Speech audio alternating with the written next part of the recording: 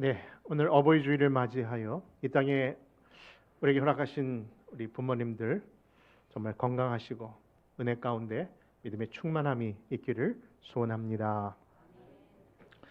여러분, 인류 역사상 가장 위대한 일을 행한 자가 누구냐고 저에게 묻는다면요, 저는 주저함 없이 그분은 바로 우리 어머님입니다라고 말할 겁니다.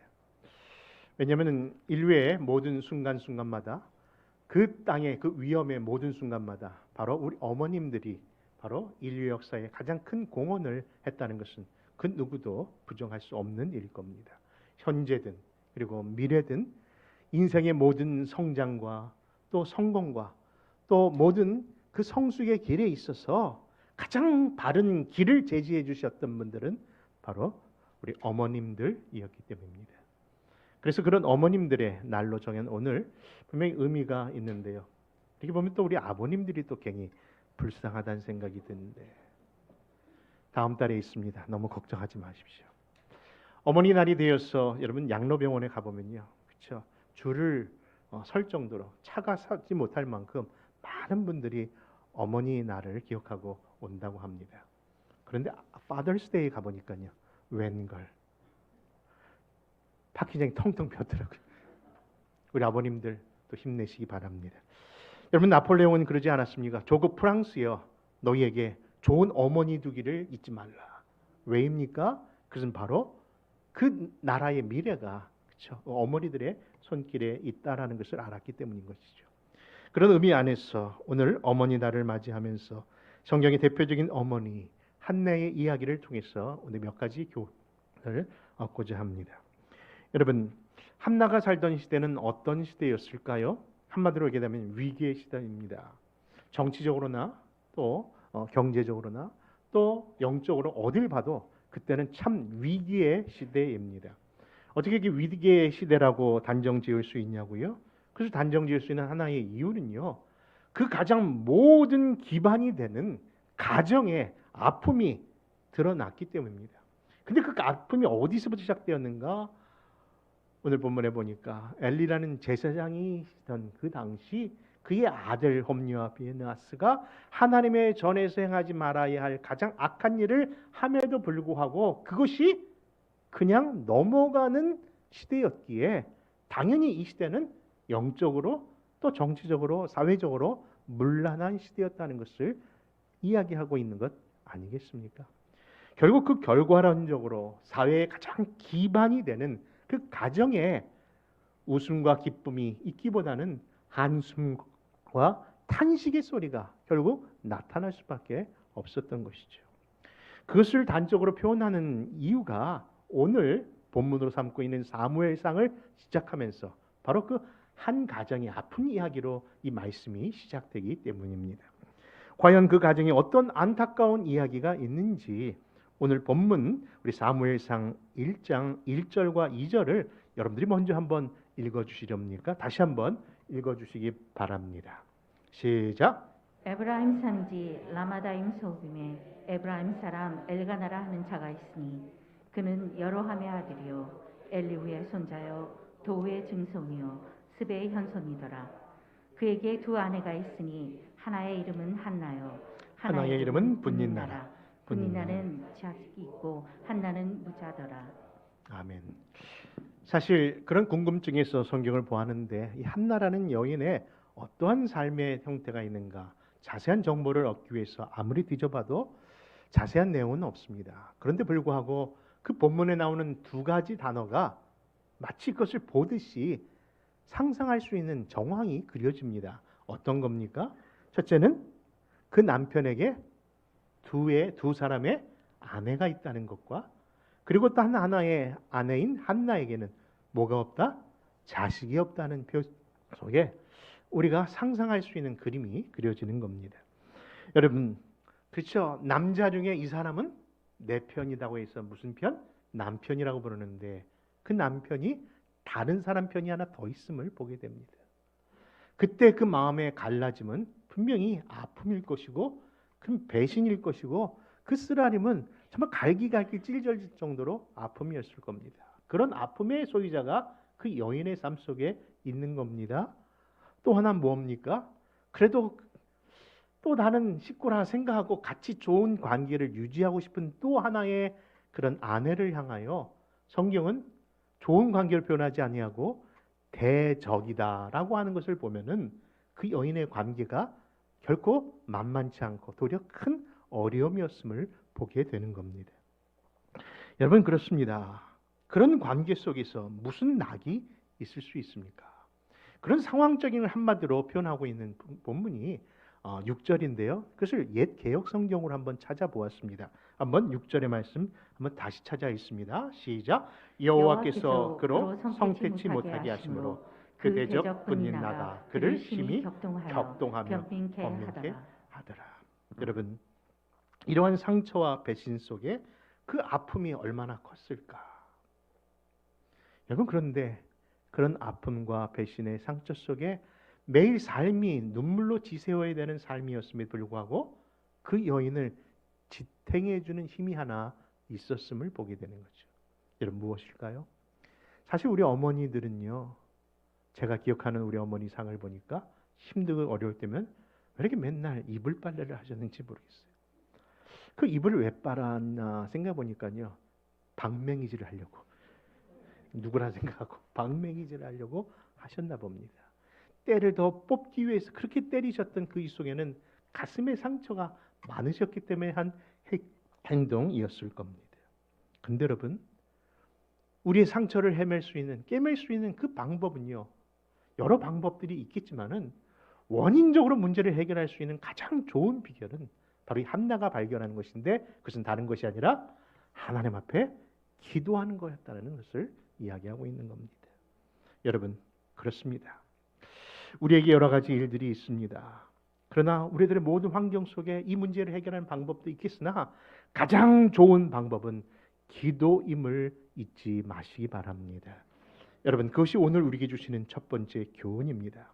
왜입니까? 기도는요. 우리가 사방의 우겨쌈을 당하여도 뭐예요? 싸매지 아니하는 길이 있거든요. 여러분 답답한 일을 당하여도 낙심치 않게 하거든요. 여러분 핍박을 받아도 거꾸로 팀을 당해도 망하지 않는 비결을 알게 되기 때문에 그렇습니다.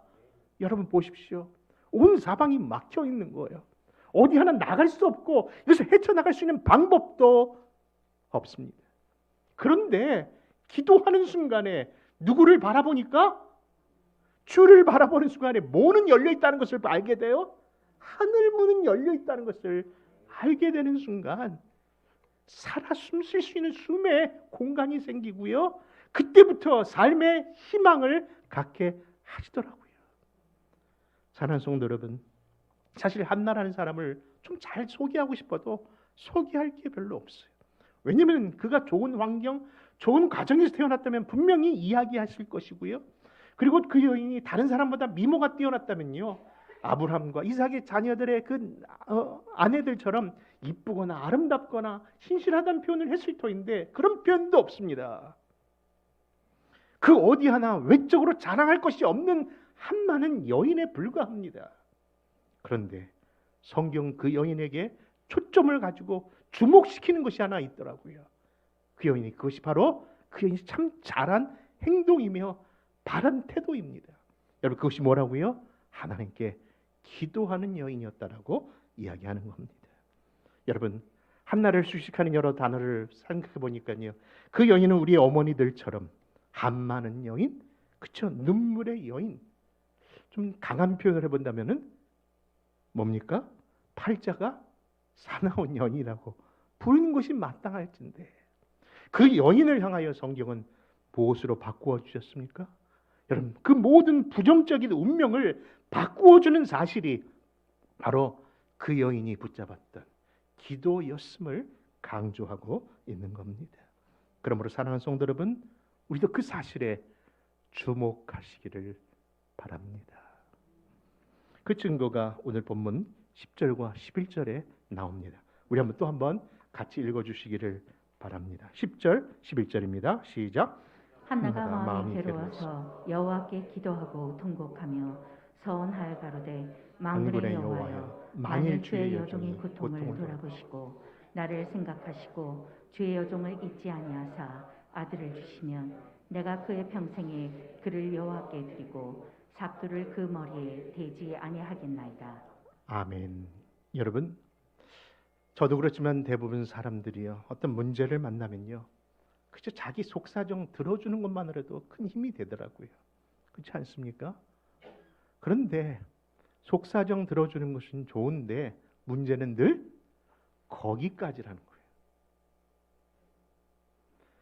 여러분, 사실요, 거기까지만 해도 감사할 것 같아요. 그 얘기까지 듣고 나서 꼭 훈수를 두는 게 더 힘들어요. 그렇죠? 나는 객관적인 사람인데 당신을 위해서 하는 말이야. 당신도 뭔가 잘못했으니까 그 여자가 그러지, 그 남자가 그러지. 여러분, 우리는 나름대로 그 사람이 내 편인 줄 알고 내 얘기 좀 듣고 싶어서 이야기를 나눴을 뿐인데, 꼭 욥기서에 나오는 친구들처럼 뭐예요? 꼭 마음을 도리어 더 번뇌케 만드는 일들을 사람들의 관계 속에서 듣게 됩니다. 근데 여러분, 사람을 찾는 것이 아니라 누구를 찾을 때? 우리 하나님 앞에 내 속사정을 내어드릴 때 우리 하나님은 내 아픔에 귀를 기울여 주실 뿐만 아니라 무엇까지요? 천지를 창조하신 그 여호와가 나의 도움이시구나 하는 것을 발견하게 되는 겁니다. 사랑하는 성도 여러분, 그렇습니다. 내 문제를 해결할 수 있는 그분은 지금도 살아계시고 나의 기도를 들어주신다는 사실을 누가 알았다고요? 한나는 알고 엘리 제사장이 바로 앞에 있음에도 불구하고 속사정을 이야기하기보다 그냥 주님 전에 나가 자기의 눈물로 한탄하며 하나님께 내놓은 겁니다. 그에 대한 결과가 어땠을까요? 우리 한번 17절과 18절을 또 한번 같이 읽습니다. 본문 17절과 18절입니다. 엘리가 대답하여 이르되 평안히 가라. 이스라엘의 하나님 내가 기도하여 구한 것을 허락하시기를 원하노라 하니 이르되 당신의 여종이 당신께 은혜 입기를 원하나이다 하고 가서 먹고 얼굴에 다시는 근심빛이 없더라. 여러분, 비록 기도 후에 내 환경과 여건이 달라지지 않았다 할지라도요, 우리는 믿어야 합니다. 우리의 기도를 반드시 하나님은 들으신다. 하나님은 들으실 뿐만 아니라 그 문제를 해결하신다. 지금 그 일이 지금 해결되고 있다. 여러분, 요나가 하나님의 범죄를, 하나님께 대한 범죄로 인하여 물고기 뱃속에 들어갔지만 그가 자신의 죄를 회개하고 그 가운데서 하나님 앞에 부르짖고 기도합니다. 그런데 그렇게 기도해도 여전히 그는 어디 안에 있습니까? 물고기 뱃속 안에 있는 것밖에 모릅니다. 근데 알고 보니까 그 기도와 함께 그를 가다놨던 물고기가 어디를 향해서? 그쵸, 육지를 향하여 해안가로 지금 접근하고 있었음을 요나는 몰랐었습니다. 그런데 하나님이 진짜 우리의 기도와 함께 일하고 계시다는 증거가 아니겠습니까? 그러므로 사랑하는 성도 여러분, 어떤 어려움, 어떤 형편이 있어도 내가 나의 구할자, 내가 정말 하나님께 만나야 될 그분이 나의 해결자이신 걸 믿고 구한다면요, 지금도 일하신 하나님 꼭 믿으시기를 바랍니다. 여러분, 아프리카 선교사님이신 김평육 선교사님은요, 1994년 르완다 내전 당시 신문 기자로, 취재 기자로 그곳에 참전한 분이셨습니다. 그가 그곳에서 난민과 고아를 보고 감동이 되어서 지금까지 그 일을 선교하고 계시는 지금 월드 미션 프론티어라고 하는 선교 단체의 대표자로 일하시는 김평육 선교사님이십니다. 그런데 그 선교사님이 예전에 같이 사역을 할 때 그런 간증을 하셨던 이야기가 지금도 잊혀지질 않습니다. 그때 이런 질문을 하셨습니다. 목사님, 과연 눈을 뜨고 있을 때가 실상입니까? 아니면 눈을 감고 있을 때가 실상입니까? 무슨 말인가 물어봤더니요, 분명히 눈을 감고 기도하면은 하나님이 저 죽어가는 영혼들을 위하여 일하라고 와서 도우라고 하는 손길이 막 보이는데, 막상 눈을 뜨고 내 현실을 보면요, 아무것도 할 수 없는 내 존재를 보니까 도대체 뭐가 실상인가 하는 생각이 들기 때문입니다. 여러분, 지금 자기 한 달 렌트비도 제대로 감당할 수 없는 그런 박봉의 생활을 하고 있는데 어떻게 바다 건너 그 일을 수천 불, 수만 불씩 드리는 그 사역을 할 수 있습니까? 그래서 물었던 질문이 과연 눈을 뜨고 있을 때가 실상입니까? 아니면 눈을 감고 있을 때가 실상이냐는 질문을 했던 겁니다. 근데 여러분, 그 질문을 오늘 저는 여러분들에게 한번 드리고 싶습니다. 여러분, 과연 눈을 감고 기도할 때가 실상일까요? 아니면 눈을 뜨고 바라보는 이 현실이 실상일까요? 그 질문에 대하여 여러분, 성경은 이미 우리들에게 대답을 주셨답니다. 그 말씀 한번 찾아 읽습니다. 히브리서 11장 1절과 2절입니다. 히브리서 11장 1절과 2절 말씀 같이 읽습니다. 시작. 믿음은 바라는 것들의 실상이요 보이지 않는 것들의 증거니 선진들이 이로써 증거를 얻었느니라. 여러분, 뭐가 실상이라고요? 믿음으로 바라보는 것이 실상인 줄 믿습니다. 그 증거들을 우리가 받은 거라고요. 그 증거를 받았기에 우리 사랑하는 갈렙 선교회가 지금 20여 년 동안 그 일을 하고 있는 것이고, 오늘 이 자리에는 우리 모두도 그 간증 속에 있는 줄 믿습니다. 여러분, 그러므로 믿음으로 사는 것이 승리의 비결입니다. 내가 염려하는 일, 왜 이렇게 세상에 많은지, 근심 걱정이 마를 날이 없어요. 근데 여러분, 근심과 걱정이라는 단어를 수도 없이 쓰는데 근심은 뭐고 걱정은 뭔지 혹시 아십니까? 근심, 걱정? 여러분, 그 질문도 이번엔 찬송가에게 물어봤더니 이렇게 대답을 하네요. 내가 염려하는 일이 세상에 많은 중 속의 근심, 밖의 걱정. 속으로 하는 것이 뭐라고요? 근심이고 밖으로 하는 것이 걱정이었구나. 그런데 여러분, 그런 것이 있다 할지라도 예수 보배로 온 피, 이 모든 것을 이기니 예수 공로 의지하여 항상 이기리로다. 여러분, 십자가의 구원의 확신은요, 분명히 우리에게 구원에 대한 문제를 해결해 주셨습니다. 그래서 이것을 구원의 확신이라고 합니다. 십자가의 공로의 능력입니다. 그러나 여러분, 십자가의 공로 속에는요, 또 다른 확신을 주셨는데 그것이 바로 뭐라고요? 우리가 한 기도에 대한 응답의 확신도 있음을 믿으시기 바랍니다. 여러분, 그래서 어떨 때는요, 내 기도보다도 응답이 먼저 올 때가 있어요. 놀랍지 않습니까? 여러분, 내 기도보다도 더 하나님께서 간절히 기다리고 있었는지, 그동안 기도하지 않았기 때문에 하나님이 준비하셨음에도 불구하고 허락받지 못한 것이었는지, 우리의 기도에 한마디만 떨어졌는데 불구하고 여러분, 하나님의 응답이 더 먼저 도착할 때가 있습니다. 여러분, 그러나 이 모든 것이 우리에게 다 하나님이 누구신가에 대한 문제 때문에 이루어지는 결과입니다. 여러분, 무슨 말인고 하니, 기도의 확신이라는 것은, 응답의 확신이라는 것은 내가 기도하니까 반대로 들어주실 거는 내 확신이 아니라 그 기도를 들으시는 그분, 그 신실하신 주님이 누구신가에 대한 확신이 그것을 증명하고 증거한다는 것이죠. 그분이 누구십니까? 나를 사랑하시는 분, 이 천지 만물을 주관하시고 창조하신 그분이 나의 누구라고요? 아버지라는 고백 속에서 이루어지는 겁니다. 여러분, 하나님이 자기 자녀를 이처럼 사랑하셨는데 하물며 그것일까 보냐 하시면서 하셨던 말씀들이 얼마나 많습니까? 그런 의미에서 사랑하는 성도 여러분, 내 자식에게 물려줄 것이 무엇인가? 재산? 여러분, 조심하십시오. 요즘 인터넷 보니까 이런 경고의 문구가 나왔더라고요. 부모들이요, 자식에게 재산을 안 주면 맞아 죽습니다. 자식에게 재산 반만 주면 계속 괴롭혀 죽입니다. 다 주면 결국 당신은 굶어 죽을 겁니다. 주라는 거예요? 말라는 거예요? 여러분, 우리는 자녀들에게 재산 물려주는 자가 아니라 뭘 물려주자고요? 기도의 손길, 믿음을 물려주는 성도들 되시기를 바랍니다. 두 번째로, 기도하는 어머니 한나는요, 기도뿐 아니라 하나님께 받은 것을 드릴 줄 아는 여인이었습니다. 어머니였습니다. 우리 사무엘상 1장 11절 말씀 다시 한번 읽어보고요, 또 28절 말씀도 한번 같이 한번 찾아 읽습니다. 11절 28절입니다. 서원하여 이르되 만군의 여호와여 만일 주의 여종의 고통을 돌아보시고 나를 기억하사 주의 여종을 잊지 아니하시고 주의 여종에게 아들을 주시면 내가 그의 평생에 그를 여호와께 드리고 삭도를 그의 머리에 대지 아니하겠나이다.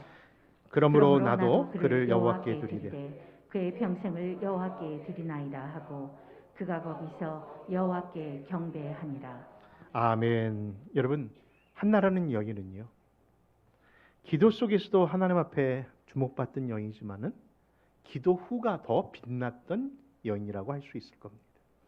무슨 말입니까? 하나는 하나님 앞에 자식을 주신다면은 하나님 이 아들 올려드리겠습니다는 서원을 했는데 그 약속을 정말 지키는 여인이었다는 겁니다. 여러분, 우리는 하나님을 오해하면 안 됩니다. 하나님이 없어서 달라 그러는 건 아니고 하나님께서 그것을 빼앗으려고 우리에게 요구하시는 것이 아니라 하나님이 우리에게 하시는 모든 뜻은 다 누구를 위함입니까? 우리를 위함일 겁니다. 근데 우리는 그것을 모르고 늘 사람한테 뭔가 요구하고 사람의 어떤 칭찬과 사람의 어떤 이야기를 통해서 그것을 확인하려고 하는데 그럼 그럴 필요가 없이 하나님의 뜻이라면요, 그죠? 순종하시기 바랍니다. 사실 그 일에 대하여 모범을 보였던 사람이 누굽니까? 어찌 본다면 아브라함일 겁니다. 그렇죠? 100세에 얻은 아들 하나님 앞에 아버지 다시 드리라고 할 때 과연 드릴 수 있었을까? 어떤 분이 그러더라고요. 아브라함이 왜 새벽에 일찍 모리아산으로 나갔을까? 그 이유는 마누라 사라에게 걸렸다가는 맞아 죽을 테니까 못 가게 할까 봐 미리 새벽에 일찍 혼자 갔다라고 이야기하는데 의미가 있다고 생각해요. 여러분, 사람에게 의논할 문제가 있고 하나님 앞에 해결될 문제가 있는데 궁극적인 목적은 뭐냐면 하나님이 우리를 나쁜 것으로 인도하는 것이 아니라 가장 좋은 것을 주시게 하는 사실. 그래서 하나님은 무슨 하나님? 참 좋으신 하나님이십니다. 그 좋으신의 의미가 뭘까요? 가장 좋은 것을 가장 좋은 때에 주신다는 것이죠. 내 때가 아니라 하나님의 좋은 때. 여러분, 그 뜻을 정말 받았는지, 정말 그 순종의 결과가 어떻게 나타났습니까? 우리 사무엘상 2장 20절과 21절을 같이 읽습니다. 20절과 21절입니다. 시작. 엘리가 엘가나와 그의 아내에게 축복하이르되 여호와께서 이 여인으로 말미암아 내게 다른 부사를 주사 이가 여호와께 간구하여 얻어 바친 아들을 대신하게 하시기를 원하노라 하였더니 그들이 자기 집으로 돌아가매 여호와께서 한나를 돌아보시사 그로 하여금 임신하여 세 아들과 두 딸을 낳게 하셨고 아이 사무엘은 여호와 앞에서 자라니라. 아멘. 그러므로 사랑하는 성도 여러분, 그것이 기도이든 생명이든 건강이든 세상이 좋아하는 이 물질이든 하나님께 드렸다면요 결코 잃어버린 바 되지 아니함을 꼭 믿으시기 바랍니다. 하나님이 주신 것은요, 그렇죠? 말씀 아닙니까? 우리에게 이 말씀을 우리에게 허락하시고 약속을 주셨다면 그 약속은 반드시 성취됩니다. 그러므로 성취될 약속을 바라보고 하나님 앞에 올려드릴 수 있는 믿음으로 나가야 되는 것이죠. 여러분, 근데 그 성취가 언제 이루어진다고요? 하나님의 때. 그러니까 엄밀히 본다면 내 때에 안 이루어질 수도 있어요. 내가 못 볼 수도 있어요. 그러나 내 때가 아니면 누구 때에? 내 자손의 때에 나타날 줄 믿으십시오. 내 자손의 때에 안 나타난다면요 다시 하나님 앞에 섰을 때 분명히 그 약속을 어떻게 해요? 최소한 30배에서 60배 어떻게 하셨습니까? 사실입니다. 최소한 30배고 그러면 하나님께 주실 최대의 100이란다는 그 당시에 가장 큰 단위였기 때문에 최고의 것을 주실 줄 믿으시기 바랍니다. 여러분, 그렇게 하나님께 드렸던 그 아들이 결국은 뭐예요? 그 어둠의 사사시대를 뚫을 수 있는, 관통할 수 있는 그런 예언자적인 일꾼으로 세우심을 받은 그 아들이 나타나는데 결국 그 아들을 통해서 왕정시대라고 하는 다윗의 그 왕국이 열기 위하여 다윗을 불러내는 일에 쓰임받았던 그 유명한 사무엘이 그 한나의 기도를 통해서 그 기도를 통해서 드린 아들의 그 헌신을 통해서 이루어진 결과물이었다는 것을 보면요, 사랑하는 성도 여러분, 낙심하지 말고 기도로 그리고 하나님께 순종으로 나서는 우리 모두 부모님들이 다 되시기를 바랍니다. 마지막 교훈으로 우리에게 허락하신 우리 부모님들, 그러면 우리 자녀들은 뭐 하자고요? 효도하며 공경해야 될 줄 믿습니다. 여러분, 이 땅에 있는 모든 생물들은요, 진짜 모성 본능이 있는 것을 알고 있습니다. 자식을 낳은 개들도요, 얼마나 혀로 달고 빠는지 그 보면 참 대단하다 생각이 됩니다. 심지어는 어떤 미물은요, 그 자녀를 위해서 자기를 희생하는 미물도 있다고 합니다. 그런데 그런 여러 미물 가운데, 생물 가운데 반대로 자식이 부모를 위하여 사는 그런 생물이 있던가요? 그런 존재가 있던가요? 생각해 보니까 오직 인간 세계에만 허락하신 거예요. 아니, 그것이 왜 그렇게 됐을까? 물어볼 데가 없어서 구글님에게도 물어보고 유튜브님에게도 물어봤지만은 그분은 모르는 사실이 오직 여호와 하나님께서 베푸신 뜻이 감춰져 있기 때문에, 여러분, 그것이 무엇일까요? 그것은 바로 자기를 사랑하는 자기 백성들을 향하여 자기 몸을 내어주신 그분의 뜻이 결국은 그 자녀들을 위한 하나님의 그 크신 사랑과 은혜였음을 깨달으면서, 이것이 바로 무슨 사랑은 있고 무슨 사랑은 없다, 내리사랑은 있어도 치사한 사랑은 없다는 것을 친히 보여준 사건이 아닐까. 여러분, 그러므로 우리에게 부모를 공경하라는 그 뜻도 결국 그 자식을 위해서 하신 이야기구나 하는 것을 보게 됩니다. 그에 대한 증거의 말씀이 우리 에베소서 6장, 우리 어버이 주일날에는 꼭 읽어야 될 본문이 아닐까요? 우리 한번 6장 1절과 3절의 말씀을 읽고 본문의 말씀을 마무리하려고 합니다. 우리 에베소서 6장 1절과 3절을요, 우리 마음을 담아서 우리 한번 읽어봅시다. 같이 읽습니다. 자녀들아, 주 안에서 너희 부모에게 순종하라. 이것이 옳으니라. 내 아버지와 어머니를 공경하라. 이것은 약속 있는 첫 계명이니 이로써 내가 잘되고 땅에서 장수하리라. 여러분, 결국 우리를 이 땅에서 잘되고 오래 살라고 하는 그 부분 뜻이 그 안에 있었음을 발견합니다. 그러므로 사랑하는 성도 여러분, 오늘은 어버이 주일입니다. 우리에게 허락하신 이 부모님, 보내주신 우리 하나님 감사합니다 잊지 마시고요. 또 살아계신 부모님 더 늦기 전에 효도하는 마음 갖고요. 또 이미 떠나보내신 부모님이라면은 나도 그 부모님이 나에게 보여주셨던 그 모습처럼 내 사랑하는 자녀들에게 무슨 어머니로? 기도하는 어머니, 하나님께 늘 순종하고 말씀 따라 사는 어머니로 기억되는 그런 부모들이 다 되시기를 주의 이름으로 축원합니다.